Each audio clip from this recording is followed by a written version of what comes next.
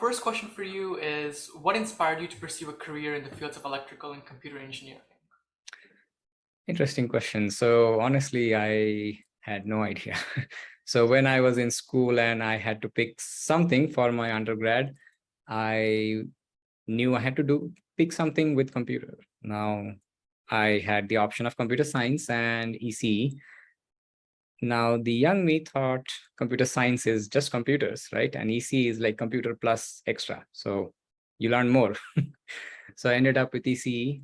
Funny story, but I mean, and then I stuck with ECE, my undergrad, PhD, postdoc, and even now I'm working in ECE. So that's how I ended up here. And I would say I did get what I asked for. So I like computers. And now, as you can see, my research is all about like how to design computers. So that's how I ended up here. Got it. And who was your role model as a student and throughout your career, and why? Yeah, so as a school kid, my role model was my father. He was also an engineer, so I always wanted to be an engineer. Just didn't know what kind of engineer. Eventually figured it out. So my father was my role model, and even now he's a role model. But as a grad student, I would say my role model was my advisor. He's a very great person, and he has done so many nice things. But he was so helpful, and I hope I can also become a faculty like him. Yeah. And moving on to the more technical questions, what challenges did you face when developing the new computers for large machine learning models?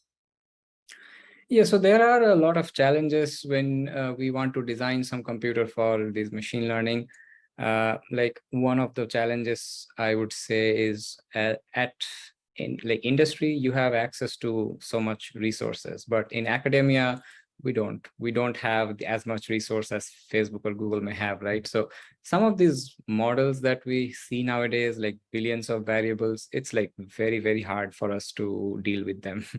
So a lot of time our research is not the most cutting edge. It can become like incremental and less impactful just because we don't have the resources, and it's hard to work with that, but we have been working with this for a long time. So yeah, I mean, that's one of the challenges we face in this kind of research.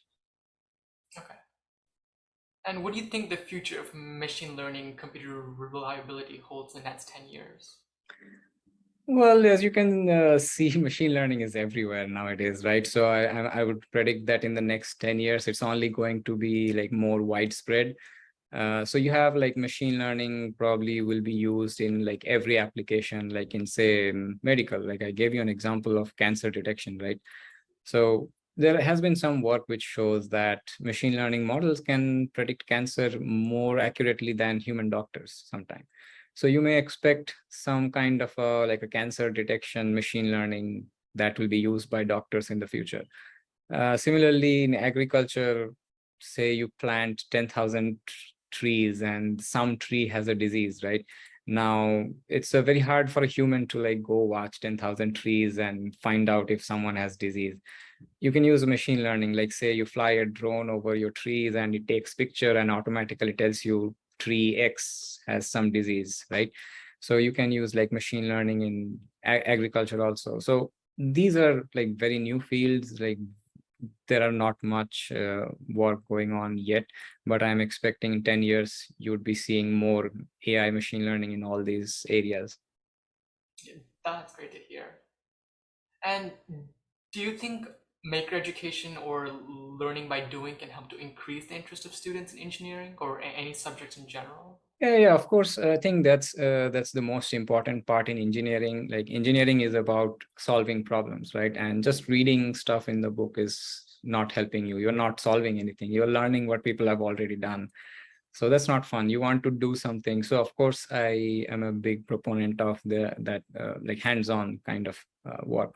So whatever you learn, try to use that and do something. Like in my case, say machine learning, there are like so many online tutorials. Say you follow one of them and learn something, then use that to like do some fun application. Like I recently came across an application where someone made a software to detect whether you are wearing a mask or not, right?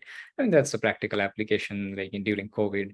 So you can do these kind of fun things with machine learning. And similarly for hardware design, you can do like robotics as one. You can do like line follower bots, or maybe just a calculator, or do something with the LEDs, right? Maybe make some fancy displays. So there are lots of things you can do. And I think this will definitely encourage students to follow engineering, and particularly EC and my area. Yeah, and adding on to that question, how can students get involved with research in machine learning and engineering? Well, I'd say the most easiest and most accessible way would be the internet. So when I was starting machine learning back in those days, it was not as popular. So we had difficulties, but nowadays there are like everyone has like a YouTube channel on machine learning.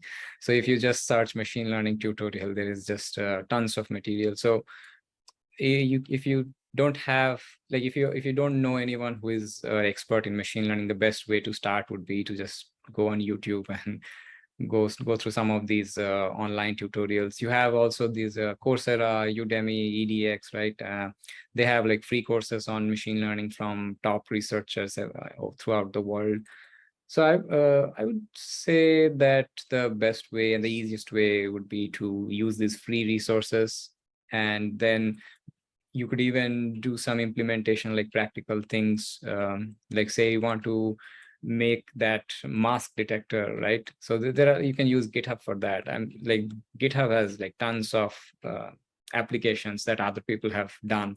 So maybe start with those, like run those, and maybe apply your own twist on that, right? So that way you can get started on these. But of course, if you know somebody who is working on machine learning, then that would be better. Like you can get more one-on-one kind of instruction. So of course, like if it's possible to say arrange like lab visits or workshops with the university. So say some university arranges a 1 week workshop or maybe a lab visit for school students. I would say that would be very helpful.